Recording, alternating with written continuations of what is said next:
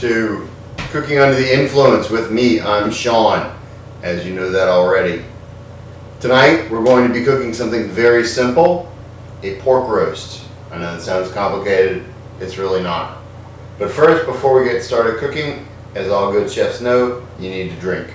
Forgive me, I kind of started without you, so I'm already halfway there. Tonight we're going to be doing martinis. Okay, martinis are pretty simple. We're going to get a little ice, put it in a little cup, glass, whatever that thing is. Get us a martini glass, and we're going to cool that off. We're going to put some ice in the martini glass, fill it up with a little water. So you know how you like preheat your oven? Well, we're pre-cooling our martini glass.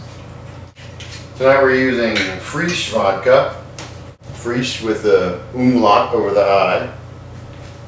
So if there's an umlaut, then it's pronounced like you pucker your lips. It's fresh, because that's how you have to say umlaut. Umlaut. Have a little spritz of vermouth. You can make martinis with either gin or vodka. I prefer vodka, clearly. Shake it up. Drink strainer. You don't want the ice in there. There's your martini. Now you can put olives or a twist of something in there if you like. I often do, but as Auntie Mame says, olives just take away too much space from the alcohol. Alright, tonight's dish is pork roast. This is a pork roast. I like pork roast because it's extraordinarily cheap for the amount you get, especially. So this whole giant thing, which is going to last, I guarantee you, like a week, was $12.80. So if you find a nice pork roast for 12 bucks, go for it. What else do we need? Stuff. Yeah. Olive oil. Roasting pan. You can use a baking dish if you want. Okay, the pork roast, you don't have to like rinse it off or anything because it's just meat juice. You don't have to marinate it or do anything like that because it tastes great like just by itself. So we're just going to take some olive oil, put a nice little glob of that. We're going to coat the whole pork roast with olive oil.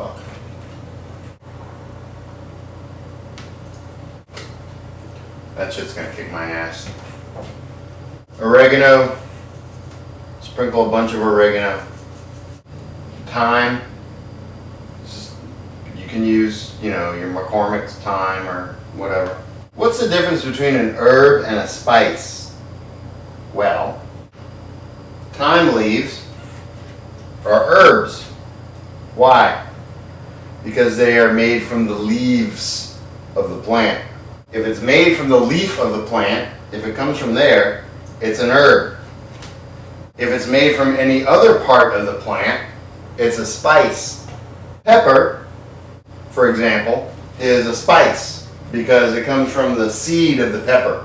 Garlic is a spice. Actually, garlic is a vegetable.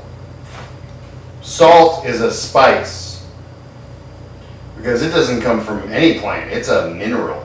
It's sodium chloride.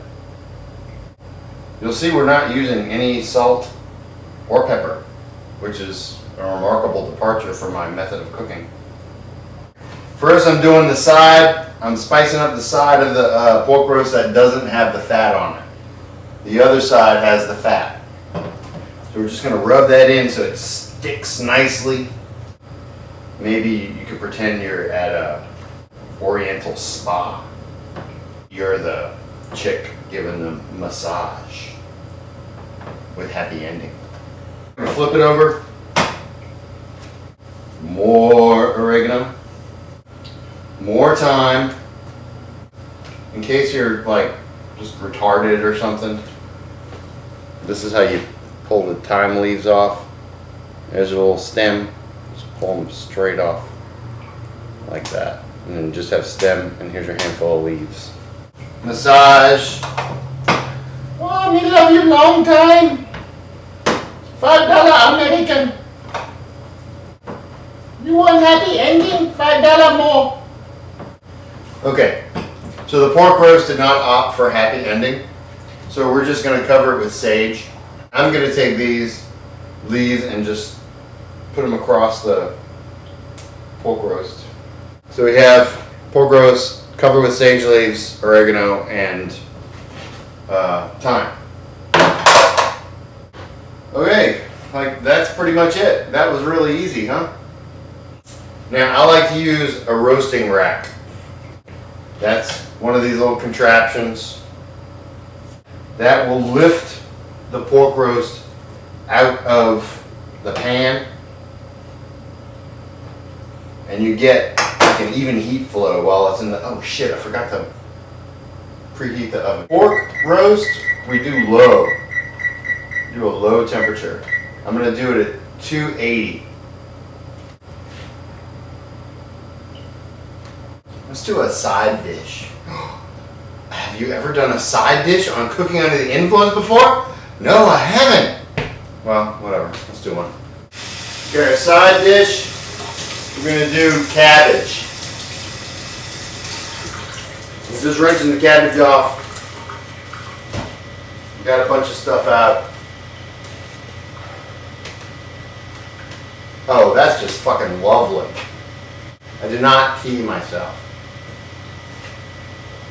This is Napa cabbage. You can use whatever the hell cabbage you want. This cabbage is really hard to fuck up. Cut it in half, then you're gonna cut it in quarters. Fill pot, not fill pot. We're gonna fill it maybe like a quarter full. Maybe. Now you got your cabbage quarters. Cut those in half. So now we have cabbage eighths. Who knew that you needed so much math and fractions in cooking? Now Napa cabbage is nothing special until you buy it at the grocery store. Every time I've bought Napa cabbage, the checkout people had no clue what the fuck it was. Oh, sir, what is this? Napa cabbage. Beep, beep, beep, beep, beep. It's not showing up on my screen. Is it some sort of tangerine? Yes, this is a tangerine. However, when I bought Napa cabbage tonight, Patricia, who was the checkout girl, asked me about it and how to cook it. And I told her about Cooking Under the Influence. So Patricia, if you're watching, you're awesome. Now we're not using a whole lot of water because instead of boiling it, motherfucker, really? Every fucking where. Instead of boiling the cabbage, we're gonna steam it.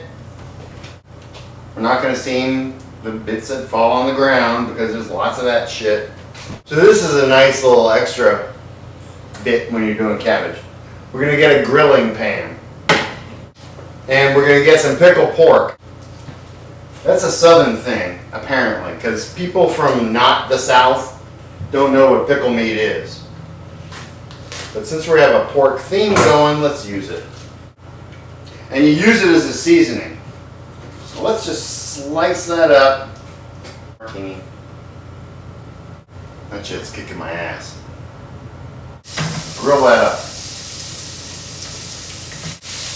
20, 30 seconds, 40 seconds. So once it's seared, and you have the start of little grill marks on the pork, then you can just pop it right into the cabbage. Get yourself an onion, white onion, yellow onion, not a red onion. I tried a red onion in this, and it just turned the cabbage like all purple, and cabbage shouldn't be purple. Onion slices go into the cabbage also. What's the whole purpose of all these videos? Are you poor? Do you not know how to cook?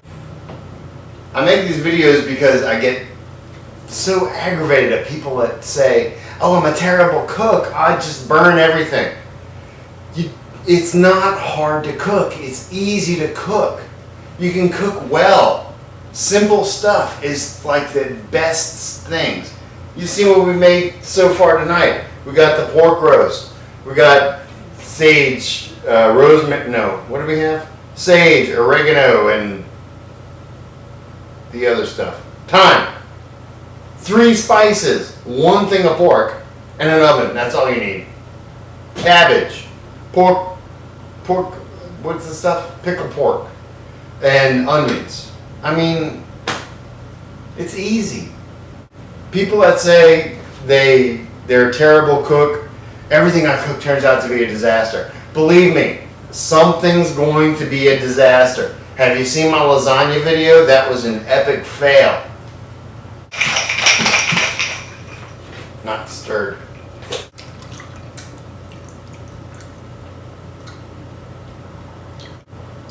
Praise Jesus. Now the cabbage, you can let it simmer for like 10 minutes and you'll be good. 20 minutes, no problem. 30 minutes, that's fine. There's like, the cabbage is a great vegetable because it doesn't care how long you cook it. Put something in there, like some salt and pepper or something. Maybe a teaspoon of salt. And if you watch my other videos, you know why I'm grinding pepper instead of using the box of pepper dust. That's your research project. Look up my old videos about pepper. You don't have to drain it because that cabbage water is freaking awesome to drink. You know, after you have your bowl of cabbage and you eat it. It's so good. Let's try the cabbage. Hot. But it tastes good. Even though it's fucking hot. It's like you can eat all the cabbage you want.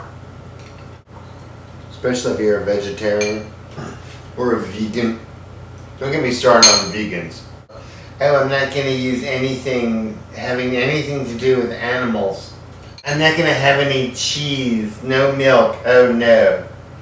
Because it's cruel.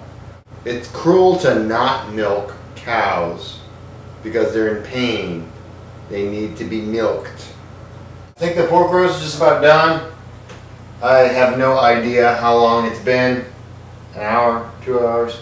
I fell asleep. But unlike the lasagna, this is not an epic disaster.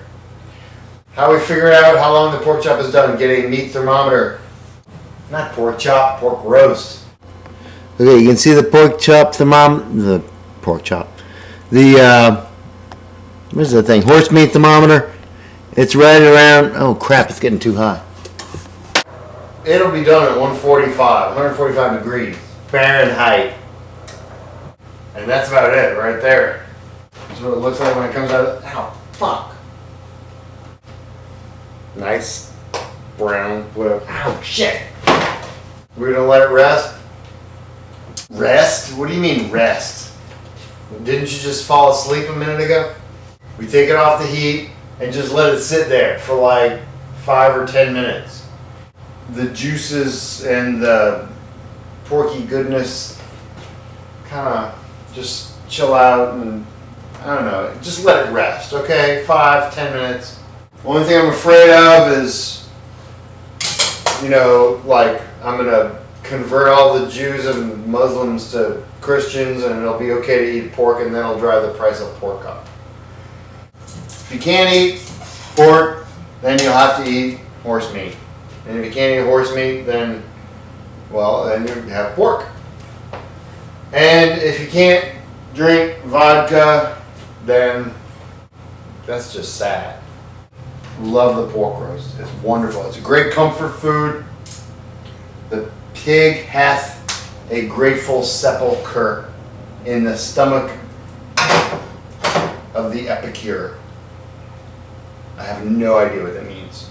But think about it. Nice white meat, pork, the other white meat. Dang, that's good. Enjoy your pork roast, make a sandwich, have some cabbage. Thanks for watching. Adios. Next episode, no idea.